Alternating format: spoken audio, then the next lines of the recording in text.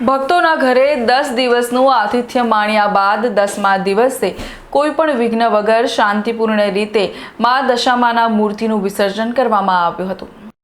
પ્રતિવર્ષ મુજબ આ વર્ષે પણ શહેરમાં અપાર શ્રદ્ધા અને ઉત્સાહભેર દશામાની સ્થાપના કરવામાં આવી હતી અને ભક્તિભાવપૂર્વક ઉજવણી કરવામાં આવી। આ વર્ષે શહેરમાં 22,000 ઉપરાંત નાની મોટી દશામાની મૂર્તિઓની સ્થાપના કરવામાં આવી હતી।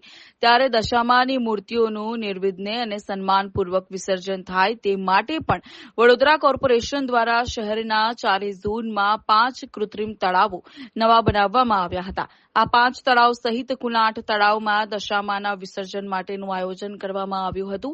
આ વર્ષે પણ શ્રાવણ માસની શરૂઆત સાથે જ શહેરમાં દશામાનો તહેવાર ભારે ધામધૂમપૂર્વક ઉજવવામાં આવ્યો હતો। કેટલાક લોકોએ માતાજીની માટીની પ્રતિમાનું ઘર આંગણે વિસર્જન કર્યું હતું, પરંતુ અન્ય લોકો માટે વિસર્જન માટેની વ્યવસ્થા પાલિકા તંત્રે કરી હતી। 10 દિવસનું આતિથ્ય માણ્યા બાદ ભક્તોએ ગોરવા દશામા ખાતે